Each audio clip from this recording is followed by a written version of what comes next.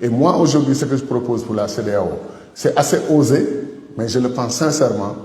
On ne peut pas ramener le Mali, le Niger et le Burkina après des divorces aussi amers, aussi difficiles. Il y a eu des fautes, des erreurs de part et d'autre. Les coups d'État militaires, ce n'était pas la solution pour moi. Mais de la même manière, sanctionner le Mali, mettre le Niger sous embargo, couper l'électricité du Nigeria, 70% qui allait vers le Niger, avoir des enfants qui meurent dans des couveuses, c'est une catastrophe pour l'Afrique. Comment est-ce qu'on peut penser cela? Plus grave, nos chefs d'État quittent Abuja en disant que si dans une semaine, le Niger n'obtempère pas par rapport à leurs demandes, ils vont envoyer une armée. Moi, je suis allé voir un chef d'État que je connaissais. Je lui ai dit, quand vous allez envoyer vos armées, vous allez avoir la déception de votre vie. Votre armée ne sera pas accueillie par des armes ou des cocktails Molotov, quoi que ce soit. C'est les officiers nigériens qui vont venir à l'aéroport, accueillir leurs amis du Sénégal, de Côte d'Ivoire, les embrasser et les installer à l'hôtel, alors que vous les aviez envoyés pour aller faire la guerre. J'ai dit, arrêtez. C'est comme si vous n'êtes pas moderne, si vous ne savez pas que ces militaires-là sont un réseau.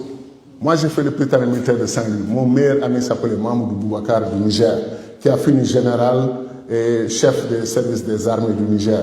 Un de mes meilleurs amis, c'était Kofi Bruno de Côte d'Ivoire. Donc c'est à 13 ans que j'ai commencé à prendre le panafricanisme. L'estime pour les autres Africains, le respect pour les autres Africains. Donc, j'ai dit au président en question, au lieu, il y a un problème au Niger. Un président légalement élu, démocratiquement élu, le président Bazoum, les gens décident de l'arrêter, de le mettre en quarantaine au palais. Mais vous, chef d'État, vous apprenez la nouvelle. Mais au lieu d'aller à Abuja faire un sommet, parce que vous avez l'habitude, toujours vous réglez les choses soi-disant par réunion. J'ai dit, mais sur les 12 chefs d'État africains qui existaient, qui étaient encore dans la CEDEAO, prenez tous vos avions, vous allez à Niamey. Vous dites aux frères nigériens, les pro-putsch comme les anti-putsch, que vous arrivez. Vous descendez là-bas, vous restez le nombre de jours nécessaires, vous discutez avec les militaires, vous discutez avec le président Bazoum, vous discutez avec la société civile, vous discutez avec les partis politiques nigériens, vous repartez avec une solution. C'était ça la voie. Mais sanctionner le Niger, sanctionner le Mali. Moi, quand on a sanctionné le Mali, mi-décembre, j'ai demandé, j'ai lancé un appel à la télévision nationale du Sénégal que personne n'applique les sanctions contre le Mali. Personne. Au nom de quoi? Comment peut-on aimer un pays en le sanctionnant, en l'étranglant, en l'empêchant de respirer, soi-disant parce qu'on l'aime? Donc aujourd'hui, moi, la solution, on ne pourra pas rebâtir la CEDEAO qu'on a connue jusque-là. Il y a quelque chose qui s'est cassé historiquement. Je propose qu'on crée une nouvelle organisation, Union des États de l'Afrique de l'Ouest. Le Mali, Niger, Burkina seraient des membres fondateurs, comme nous serions des membres fondateurs. C'est moins gênant qu'on s'asseye à nouveau, qu'on redéfinisse les termes de notre relation. Et j'appelle moi à ce qu'on appelle, ce que nous appelons nous, un sommet historique sur la gouvernance en Afrique.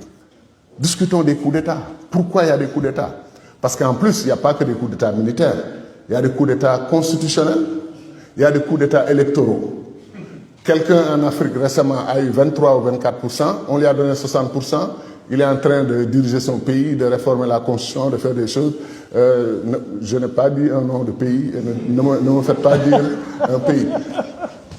Ensuite, vous voyez quelqu'un, à quelques années, quelques encablures des élections, il a fait ses 2 mandats, après il dit, écoutez, vraiment le pays a besoin d'une nouvelle constitution, ça ne va pas du tout. Alors que la constitution qui n'allait pas du tout lui a permis d'être élu 2 fois et de diriger son pays tranquillement. Et tout d'un coup, il trouve des poux dans la tête de la constitution, il faut changer de constitution. Après on change, il dit bon maintenant, les compteurs sont remis à zéro, je suis candidat pour un 3e mandat.